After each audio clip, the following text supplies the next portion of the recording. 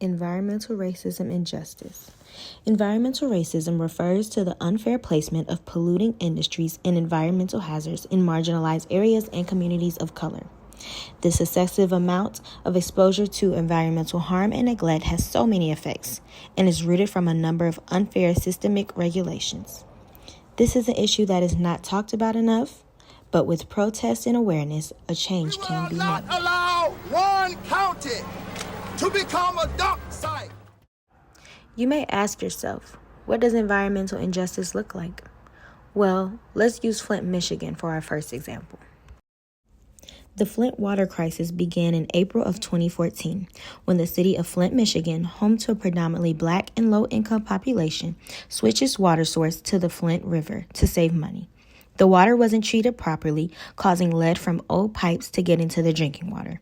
People quickly noticed the dirty, bad-smelling water and reported health issues, but officials ignored their complaints and said the water was safe. Later, tests showed high levels of lead, especially in children. Blood lead levels doubled overall and tripled in some areas. This issue can also result in other problems such as water contamination, soil pollution, aquatic ecosystem destruction, diseases, and increase in plastic waste. Next, we have South Bronx, New York. The South of Bronx has some of the highest childhood asthma rates in the United States. This is largely due to the heavy air pollution caused by thousands of diesel trucks and numerous waste transfer stations concentrated in the area. These sources emit harmful pollutants like nitrogen dioxide, fine particles, and so much more, which significantly impacts respiratory health. And of course, you can imagine how smelly it must be for waste transfer stations to be all over. But this can also cause issues such as air pollution, health conditions, environmental degradation, and biodiversity loss. Next, we have the Navajo Nation. The Navajo Nation has endured long-term health and environmental damage from the uranium mining, which began during the Cold War era when the U.S. government sought out uranium for nuclear weapons. From the 1940s through the 1980s, over 30 million tons of uranium ore was extracted from Navajo lands, often without informing the workers of the health risk. As a result, many workers and their families were exposed to radioactive dust and contaminated water, leading to high rates of cancer and kidney disease. Today, more than 500 abandoned uranium mines still contaminate the land and water, but still being neglected, causing things such as groundwater and soil contamination, airborne radioactive dust, and ecological disruption. Now, we should get in the root of this issue. Redlining was a discriminatory housing policy from the 1930s that labeled Black, Latino, and immigrant neighborhoods as high risk, denying them loans and investments while supporting white areas.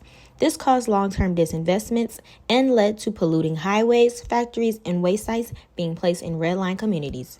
As a result, residents face higher pollution and health issues. Today, many of these areas still suffer from environmental injustice and lack of resources. Political power imbalance has caused marginalized communities to have less political power, making it easier for polluting industries and harmful projects to be placed in their neighborhoods. With limited resources to fight back, they face more environmental hazards and gentrification, but these issues continue to be discussed till this day. To talk about climate change and environmental justice in the context of each of your experiences and your leadership to give voice to and shed light on and empower and fight for the priorities and the solutions of communities of color and tribal nations. And, you know, around the world, we are all sort of seeing the consequences of climate changes, both through lived experiences, but also anytime we turn on the television. And we know that communities of color and tribal nations are often hit first and worst. Environmental deregulation refers to when the government weakens environmental protection against industry development. Without strong regulations, industries can more easily place polluting factories and facilities near marginalized communities, which often lack the power or the resources to oppose them. Weaker rules also means less enforcement of clean air and water standards, leading to great exposure of toxins in already vulnerable areas. This allows environmental hazards to increase in the communities of colored and low-income neighborhoods. Now, what can we do to improve on this issue? Stronger environmental regulations, environmental justice legislation, equitable zoning and planning, increased representation, and transparency in data collection.